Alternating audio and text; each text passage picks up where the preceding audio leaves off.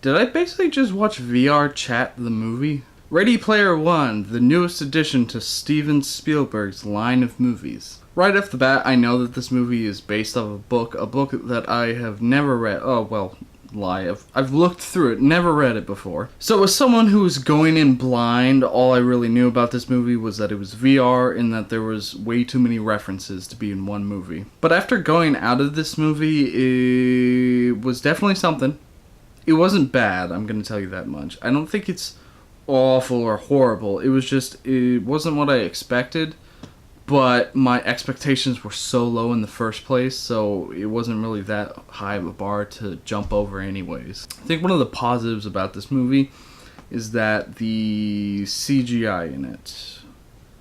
A lot of people are tired of a lot of CGI nowadays, and I think the CGI works for the benefit in this movie. Because it's a video game movie, so you can make the graphics look like video game graphics, and nobody would be the wiser. So it's just one of those things where it's like, well, I mean, it's a video game, so it's supposed to look a little cheap. What I also think works about this movie is that they definitely didn't shy away from the whole commentary about humanity getting sucked into a virtual world, because that's what I was kind of afraid of, is that they would glorify VR and that we always have to be in video games 24/7, but they really didn't do that. In fact, they kind of did the opposite almost. But in the end, they kind of came to a balance point almost. It was like, yeah, we need escapism, but you can't just ignore what's in front of you. You need to face reality at some point.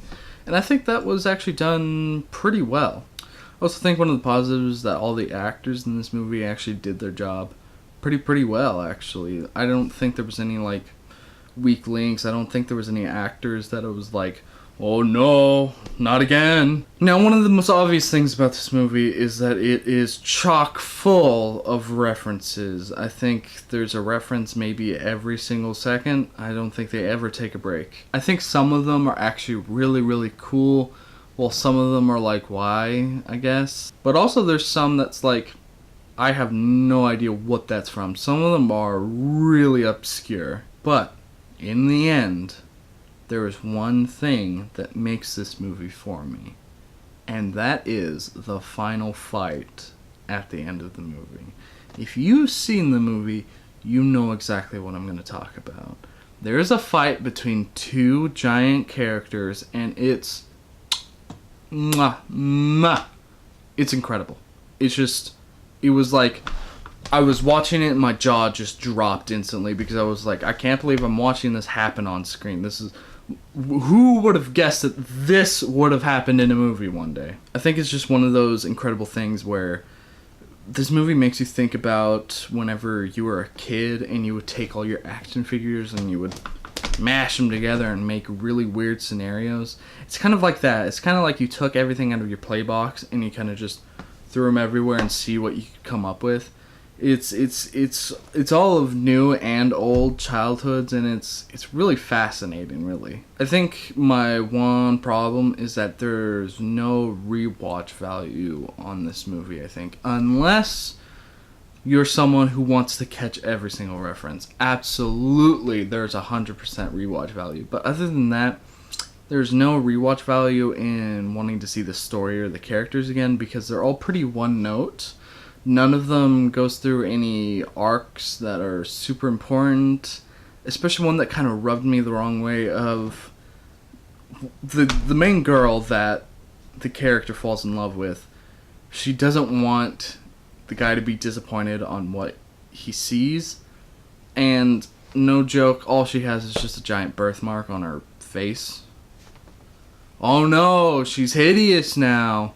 I think they could have done something really funny or like really special with that and done the whole message of it's not what is on the outside, it's what's on the inside. I know that's really cheesy, but you could have really done something special with that, but instead you gave her a slight skin tone change near her eye. Ooh no, the worst looking thing ever. I also think that this movie is actually pretty predictable in its plot line. You can pretty much see where it's going. There's also some plot holes that are like, well, if nobody ever tested that out, how did he figure it out? Because if you have a bunch of people doing the same thing over and over again, you would think there would be one guy in there who's like, I'm going to do this instead and figure it out. But it's nitpicking at that point. In the end, I'd give Ready Player One 2 out of 5 stars.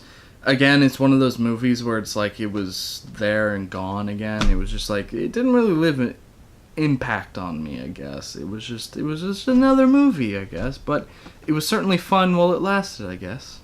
And that's it for today's review. And remember, guys, stay classy.